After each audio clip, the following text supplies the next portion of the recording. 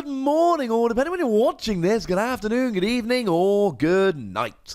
My name's Ross, and as always told, out of Voice Radio, and today I'm a little bit excited because I'm bringing a video I've been meaning to do for quite a while, but just haven't had the chance.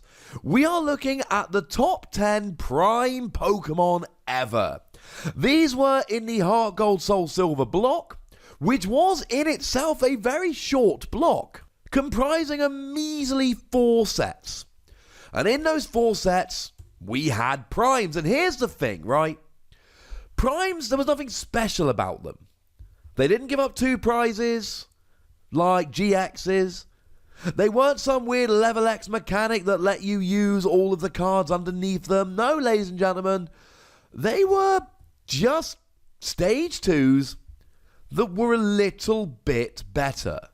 Or stage 1s that were a little bit better. Or basic Pokemon that were a little bit better. But we know what they all were. We've seen them all in action. So let's count them down, shall we? Couple of very quick honourable mentions. First of all, my boy Umbreon, ladies and gentlemen. I adored Umbreon Prime.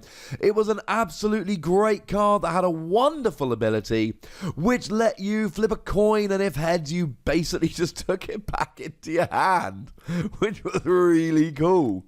Plus Darkness, double colourless, 50 damage plus 10 more for each of your Pokemon in play that evolves from Eevee. I made decks with this, and it was really nice when you combined it with the other Umbreon, which when it attacked got immunity from Pokemon with abilities. It was never quite top tier, but ladies and gentlemen, I adored it. It was awesome. I've also got to give a little bit of love to Gengar Prime here. Gengar Prime with Lost World was supposed to break the game. I did a video about it. I'll pop a link in the description. You get a whole bunch of Pokemon in the Lost Zone, drop Lost World, you win, all hype, never really amounted to much. And just missing out on the list here, Electrode Prime. And Electrode Prime did what Electrode generally does. KOs itself, yes, you give up a prize. And then you accelerate energy. Here you look at the top 7 cards of your deck, choose as many energy as you like, and that's special or basic, and attach them to your Pokemon in any way that you like, discarding all the other cards. This was used in 4 Corners or Cake or whatever you want to call it, where you would use Pokemon like Cobalion and Terrakion. You'd be playing a whole bunch of stuff like Rainbow Energy. And the plan here was essentially to be playing a mixture of different typings so that you could get a one-hit KO on anything because you're hitting for weakness. It saw a little bit of play, it saw a little bit of success. I got smashed by it playing Regigigas, and I don't really want to talk about that. It was a pretty good deck, but not quite good enough for the top 10. So in at number 10, we had Kingdra. And Kingdra's one of these, it looks kind of underwhelming on the face of it. The attack just does 60 damage, but if your opponent's got any fire Pokemon in play, you do 20. So you're never really hitting for weakness because you're actually doing less if they're weak, which kind of sucks. And it had an ability, a Poker Power as it was called back then, which just put 1 damage counter on one of your opponent's Pokemon. The thing was, it was an every turn Crobat G. Every single turn, you got to put an extra damage counter down. And this added up really quickly. It was used as a tech in a bunch of decks, and for at least part of the life cycle here, we had Uxie and Claydol, which made these stage 2s really genuinely viable. People would play a 101 line of Kingdra just for the extra damage, and that's why it comes in at number 10. In at number 9, Steelix Prime, and ladies and gentlemen, this was an actual, factual tank deck. Couldn't be affected by special conditions. It had a, well, for the time, absolutely phenomenal 140 HP on a stage 1. And you could use stuff like Special Metal to reduce damage done to it by 10. It was a really fun card and a really good deck. You attached a double colourless energy and did 30 damage. But then you got to accelerate an energy card while you did so. And then you sat there doing 100 every turn while healing and tanking. And if you came across fire decks that could one-hit KO you, it was a very bad thing. But other than that, you sat there healing and tanking. We don't see tank decks very much, although Celebi and Venusaur recently is the first one we've got in a while, probably since Steelix. And Steelix was out with, well, let's just say there's a really good fire Pokemon near the top of this list. And that always really hurt it. But it was still a fun tanky deck. In at number 8, we had Machamp. And Machamp was a very nice Pokemon indeed. 150 HP. The Poké Power said that if it's on your bench, you can move all the fighting energy attached to your other Pokemon to Machamp and whack it in the active. And then you could do 60 and discard a special energy, or 100 plus 10 more for each of your bench Pokemon with damage counters on. That was nice. And you know my boy Donphan's coming up on this list later. Donphan did 10 damage to each of your bench Pokemon for a single energy, plus 60 to them. So clearly, Donphan, as long as you had a full bench, Donphan added 4 or 5 damage counters to this attack. It was really quite good. Expensive, but of course, you can have Donphan in the early game and then bring this one up when you had enough energy on the field. Not to mention that we had the Machamp from Stormfront here, that for a single energy got an automatic one-hit KO on any basic Pokemon, and you had the makings of a very good deck. This, I always felt, was a weak link in that the Stormfront Machamp was better and Donphan was better, but this was still a very nice backup Pokemon. In at number 7, my boy Donphan. And look, if you're asking me to give you a personal list, Donphan is far and away number 1 by a mile, and it isn't even close. But really, Donphan comes in at number 7. 120 HP was quite high. The Pokebody ability said that damage done to it was reduced by 20, and then you did 60 for a single energy.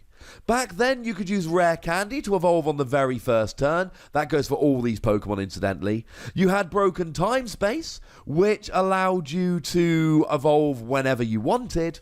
So you could get a turn 1 Donphan. And you had Expert Belt, which gave you an extra 20 HP. Meant that your attacks did an extra 20, but meant you gave up an extra prize. It was really quite straightforward to have a Donphan hitting for 80 damage on your first turn, which back then was huge. It was crazy good. Donphan was awesome. It did lack some of the giant, hard-hitting power of some of the other Pokemon of the age, but then again, it was also redonkulous against SP Pokemon like Luxray. Piloted properly, you smashed SP with Donphan, except straight Dialga Chomp.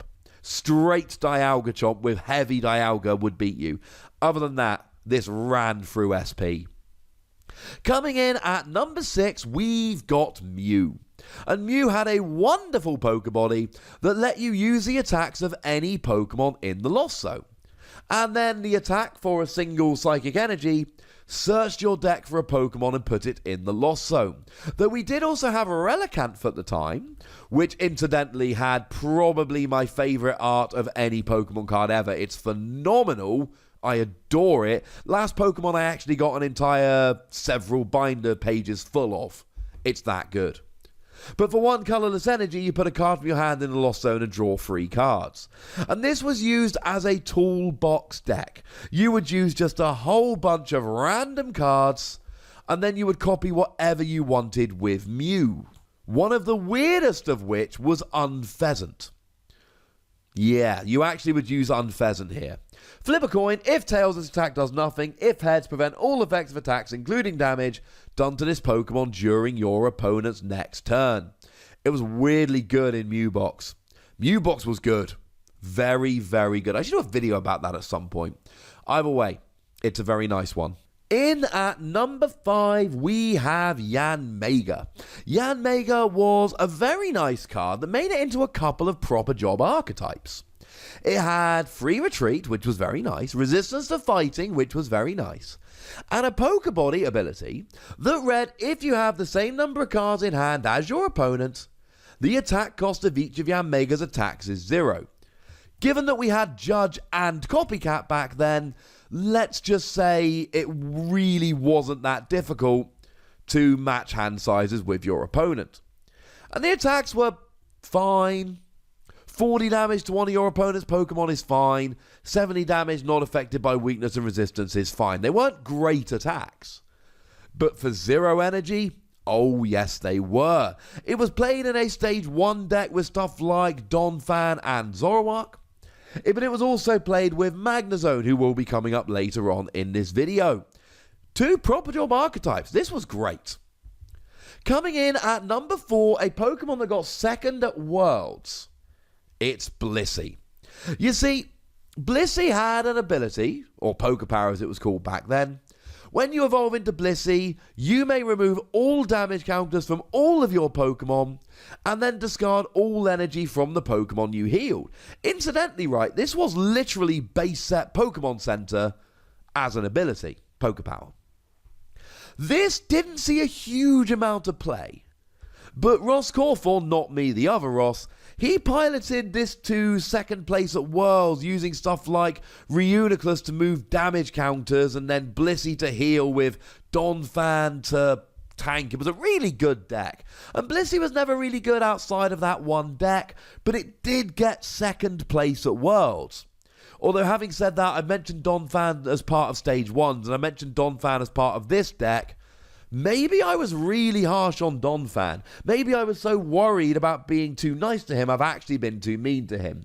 Donphan was phenomenal, that's my point. Oh yeah, Blissey comes in at number 4. In at number 3, Celebi. And Celebi is a really weird one to try and rank. Because when Celebi came out, it was regarded as the only bad prime from the Triumphant set. It was regarded as utter trash. It was seen as one of the worst primes. It was given away as a promo in one box, and people were joking about how it was given away because nobody wanted it. At one point, the price got down to something like $2, which is about half the price of a booster pack, bearing in mind this is supposed to be a chase card. And then Mewtwo happened. You see, Mewtwo was the thing that made Celebi phenomenal, because Mewtwo had a redonkulous attack that did 20 damage for each energy attached to both active Pokemon for a minimum of 2 energy. So really what you wanted to do with Mewtwo was pile energy on and you're rolling, and then your opponent would pile energy on and you'd go back and forth, but you needed that second energy. You could use double colorless, but it was nice to have a second energy. And that's where Celebi came in. Celebi allowed you to attach a grass energy from your hand to one of your Pokemon if it was in the active. The attack's garbage. No one ever used the attack. Don't worry about the attack. But this was great with Mewtwo, and it was great with Tornadus. I mean, Tornadus EX with double colorless energy, and this could go ahead and hit 100 damage in one go. It was crazy. When Celebi was released, it was trash because it had no good partners. And then some good partners got released. And Celebi became amazing. But I can't put it at number 1 because for a large part of his life cycle, it was rubbish. There we go. In at number 2, Typhlosion. Now, Typhlosion had almost the opposite problem. Typhlosion had a nice attack, 70 damage for free energy, discard an energy attached to Typhlosion and an energy attached to the defending Pokemon. But the reason you didn't mind was because the Poké Power let you attach a fire energy from your discard to one of your Pokemon and put 1 damage counter on that Pokemon. Generally, this was used along with Reshiram, although it could just be an attacker by itself. And it was really good with Reshiram because Reshiram also had Outrage that did 10 damage more for each damage counter on it. So putting damage on was good. And this was, for a while, the best deck in the format. The year that the weird Blissey deck got second at Worlds, Typhlosion was the best deck. The most played deck, the most repped deck. For a while, Typhlosion was pretty much the best deck in the format. And it kind of trailed off towards the end of its life cycle, but it was the best deck in the format for a while. And as much as a lot of these primes were very good and saw a lot of play, not many of them can really boast as having been the best deck in the format for a fair while. But in at number 1, it's Magnezone. And I can understand you arguing with a lot of this list. I completely understand that. But I don't think there's much of an argument against Magnezone being number 1. When I sat down and made this list, I flicked a whole bunch of them round, and I understand you can change the order of the others. I get that entirely. But I never for a second considered putting any other prime as number one. I think Magnezone was the best by a fair margin. The poker power was phenomenal. Draw until you got 6 cards in your hand. Shaming, but every turn. And the attack was phenomenal. 50 damage for each energy card you put in the Lost Zone. And you could put as many as you wanted in there. And it's energy card, not necessarily energy. And this got played with so many different things. It got played with the Magnezone from Stormfront, which accelerated energy onto one of your Pokemon. It actually got played with Regirock and won tournaments with the Regirock from Legends Awakened, which accelerated energy onto itself, and then Magnezone would Lost Zone it to do some damage. It saw play with Yanmega, as previously mentioned, and it won the World Championships with Emboar. The year that Blissey got second, it lost to Emboar Magnezone, Magnabor as we called it. Emboar let you attach as many fire energy during your turn as you like, and then you Lost Zones them with Magnezone to do a whole bunch of damage, bearing in mind that Magnezone gave you the draw engine. I have long said that multiple stage 2s don't work in a deck.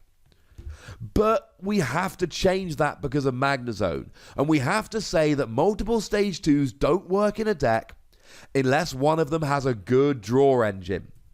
Magnezone was great as draw power. It was great as a giant attacker. And it was great in a whole bunch of different archetypes. And like I said, even if you argue with the rest of the list, I don't think you can argue with Magnezone being number one. But hey, maybe I'm wrong. Either way, I would love to see your list of the top 10 primes in the comment section. Go nuts, but please do remember the rule, ladies and gentlemen. Be nice, would ya? And then make sure you like this video, subscribe to this channel, follow me on Twitter at TheWassy, and Twitch for some live action at twitch.tv/PTCGRadio. If you want to support the channel, get some bonus podcasts and all of that, head on over to patreon.com/PTCGRadio, where you can do exactly that. And please do make sure you're checking out youtube.com/WassyPlays, where we talk about other games. But by far the most important thing, as always, look after yourselves till next time. Thank you very much for watching. My name's Ross, and you've been watching PTCG Radio.